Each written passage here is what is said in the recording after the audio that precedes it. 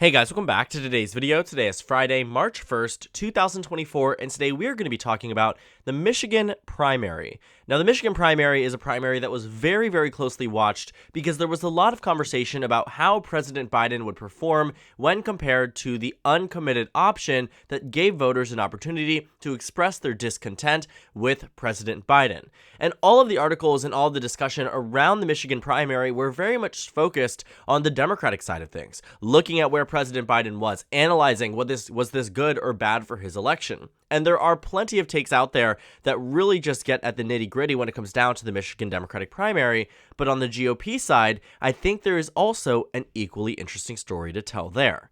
While there isn't as much media coverage around it, President Trump only won the Michigan Republican primary with 68% of the vote. This is a one-on-one race against him and Nikki Haley, and ultimately, he fell short of what the polls had predicted he would do in terms of margin and in terms of overall vote share. But it is at this county level that I think really displays the true weaknesses that Donald Trump has going into this presidential election. Rather than have a unified Republican Party, as it may seem when you look at the national numbers, when you take a look down at some of these more statewide elections and individual areas and pockets and regions of battleground states that are all too important for a President Trump re-election bid, you start to see exactly why there is concern about him winning re-election and why many people haven't solidified an electoral map that suggests that Donald Trump will absolutely win. With general election numbers like these, I think at the main surface level takeaway is that President Trump is doing exceptionally well compared to where he was 4 years ago today, or quite frankly, 8 years ago today, against Secretary Clinton. These Trump versus Biden polls show Donald Trump in the best performing position he has ever seen when it has come down to national opinion polling data of him against practically any Democrat. But I think what is the, caution point here is looking at the election results over the past couple of elections, whether it's primaries or 2023 election cycle or 2022 election cycle. Genuinely speaking, President Trump has not performed up to par, considering having so much of the institutional backing from the mainstream Republican Party, having a huge money advantage over his Republican opponents, and having the field nearly cleared entirely with every single dropped out candidate, with the exception of a few that are practically, non-consequential in this primary, endorse him in the 2024 election. Now, these Trump versus Biden polls are ones that I will also say, what is more important than polls are actual election results. And the Michigan GOP primary, I think, again, just further exemplifies what concern Republicans had when it came down to Donald Trump's electability. And this is the perfect state to do this case study on. Because on the Democratic front, I think we can have all these conversations about the uncommitted vote, but on the Republican side, it really was just a one-on-one race.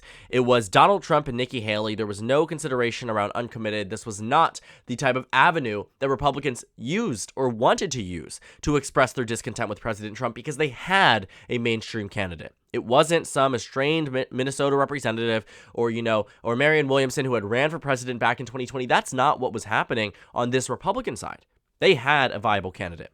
And I think one thing you might know is that across the entire map of Michigan here, it seems very solid Trump, right? You're looking at this red color here that has practically taken over the entirety of this state when it comes down to the GOP primary. Nikki Haley did not win a single county. But you know what did happen? What happened was that in some of the most important counties that Democrats look at for victories and to rely on margins for victory, these counties in particular, suburban counties, college town counties, President Trump did the worst in these counties out of any other part of the state.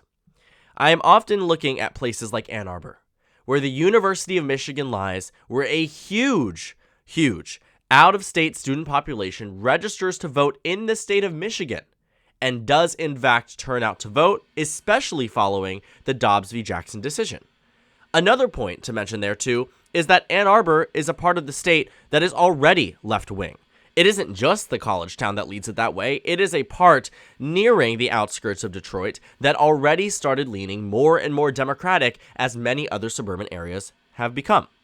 And so when I look at it here, we see that Donald Trump got 50% of the vote to Nikki Haley's 44%.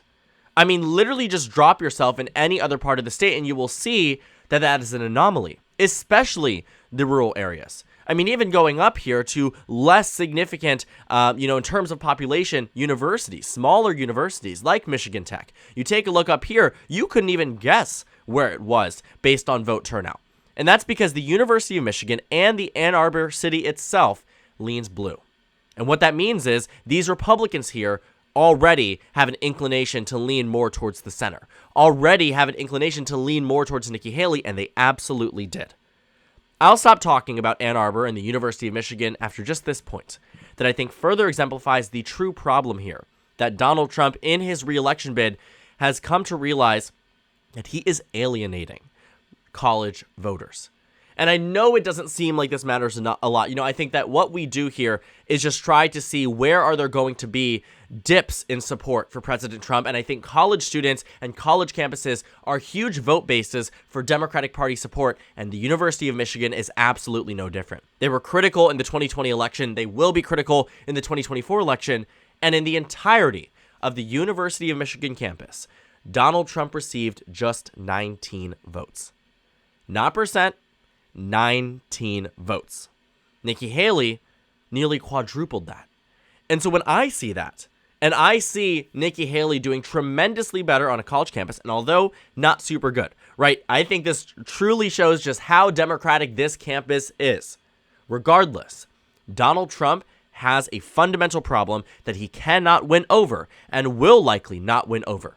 These groups of voters that come the general election, that come the base in New Hampshire and Iowa, those 43% of Nikki Haley supporters that said, I will not vote for Donald Trump in the 2024 election if he is the general election nominee. It's becoming Haley or bust for these people, and genuinely, given that they've had the opportunity to express discontent multiple times and likely have, there is a case to be made here that they will in fact not vote for President Trump in the general election. And that also is a problem. Because in order for Donald Trump to win Michigan, he would rely nearly entirely on a collapse in Democratic Party turnout. What this Michigan Democratic primary showed us was that the uncommitted campaign did not hit their benchmark, but still made a point. Clearly, something should come of this if you're looking at it from just the high-level strategist point of view. But on the Republican side, the question is, how do you actually change this? Because clearly, with Donald Trump being somebody who has been on the ballot 3 times now, the discontent for him is really, really imbued and embedded in the minds of these voters. And it, again, is coming in a portion of the state that you cannot expect. You cannot expect Donald Trump to do well here in the election following these primary results. Ingham County, another county that Democrats look for core support, and that has been crucial to their victories in the past. Instances like when we take a look at the Michigan governor's race back in 2022. Ingham County gave Gretchen Whitmer 69% of the vote. If you want to take a look, too, at the history here, back in 2020, Biden won there by 32. In 16, Clinton won there by 27. But what's interesting is that you go all the way back to 2012, when Barack Obama won across the state by 9 points, 28-point margin of victory in Ingham, Michigan. So how did Biden improve despite the overall state shifting towards the right? Well, the question here is just more so, how did this survive? How did Biden end up surviving a huge shift in county margin? I mean, you can take a look here.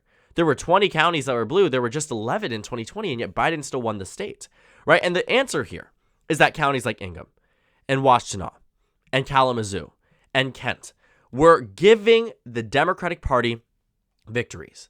They were becoming the suburban regions of the state that were very, very rapidly turning against the mainstream GOP and turned out in full force in the 2022 midterm elections.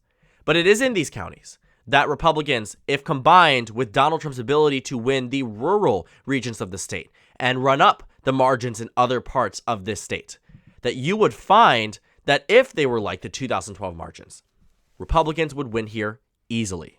I mean, take a look at Kent, Michigan.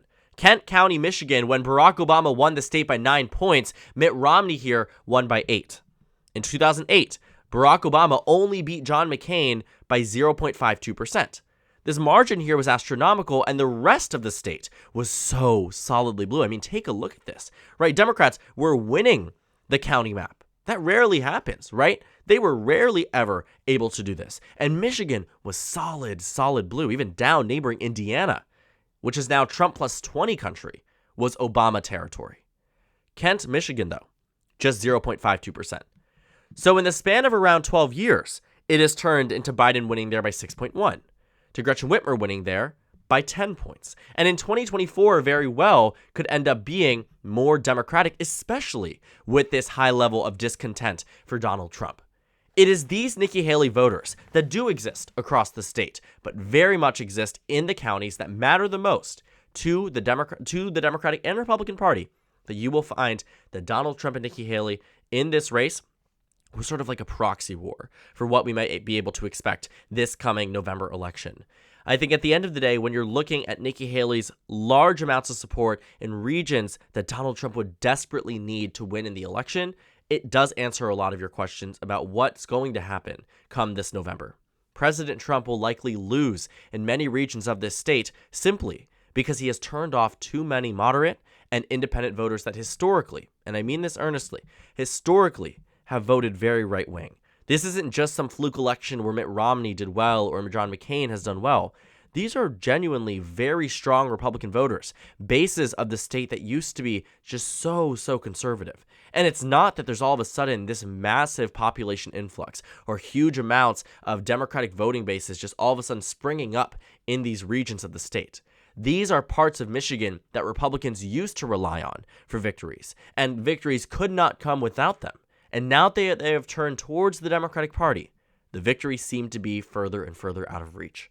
I'm interested to see, though, what does happen in this election, because this is an indication that there is problems on both sides of the aisle, right? I think the reason for making this video in the first place was that there really wasn't much focus on Donald Trump's problems in this primaries and more so on Joe Biden. I think we've heard everything that there is to be said about the Michigan Democratic primary from the mainstream media, from people on social media, from party leaders in Michigan and outside of the state. I think this is something that we have definitely seen coverage for. And I honestly think, the takeaways here, I don't necessarily always agree with them, right? But I think what I do think is being, unfairly or just inadequately represented in the media is that this victory for Donald Trump was not this massive victory. Nikki Haley getting 27% in the state where she was supposed to lose by 50, 60 points, ended up losing by around 40, does say that in a swing state like this, you should listen to your voters, the same way that Democrats should listen to the uncommitted vote, right? You're looking at Republicans and Democrats from the perspective of just electability. And I think Donald Trump, having wrapped up this primary practically entirely, right, doing better on the national numbers than he is in these statewide numbers, also means that, looking at where we are nationally speaking, Donald Trump might be doing better, but the election results don't seem to reflect that. And I also think, looking at our head-to-head matchup between Trump, there is definitely some concern here about whether or not these numbers are entirely accurate. Because if the primary numbers that we are seeing on the national front seem to be underestimating and underperforming for Donald Trump, maybe they might be in this general election. But the most important resource for any election prediction or any analysis related to an election are election results. And just looking at the historical trend in these 4 specific counties, you are talking about places like Ingham, like Washtenaw, like Wayne, like Oakland, like Kent, that historically might not have been as, pro-Democratic as they are today, or almost consistently in some instances, like you see with Oakland, Biden plus 14, Clinton plus 8, Obama plus 8, Obama plus 14.5, have been consistently there for Democrats to win. Republicans need to crack into these parts, and they simply are not doing it because their candidate just simply is not the right person to do it. It has happened, though. I will say, looking back at the Senate election in 2020 with John James, we can take a look there and take a look at how some of these counties voted, because it was closer than it was on the presidential level. And I think that also very much matters. When we're taking a look, we can go down to Oakland County and see here that Gary Peters defeated John James by around 11 points. That's less than what Biden was. When you take a look at Kent County, that county actually went red despite voting for Biden on the presidential. And so there are instances where when these counties do shift towards the right, so does the state. Gary Peters only defeated John James by a margin of around 1.6%. It was very narrow, but it was a victory for Democrats regardless. But looking at this county map here, there were definitely warning signs that could show how Republicans can win in the future, but evidently Donald Trump has not been that candidate since 2016, and since then, Democrats have practically ran up the margins in every single competitive state, in every race, every single competitive House, Senate, state Senate, state House race, right? All across the state, we are seeing many, many warning signs for the Michigan GOP and especially President Donald Trump. And this Michigan Republican primary only reaffirms all of our concerns about Trump's electability in the 2024 election. So thank you guys so much for watching this video. Make sure to comment down suggestions below. Subscribe on the left if you haven't already, and check out the Instagram and Twitter. At the bottom left of the screen, there's also a Discord server for you to go ahead and join. On the screen, there's a video you can watch, and then a playlist for my 2024 presidential election analysis videos. Again, thank you guys so much for watching, and I will see you all tomorrow.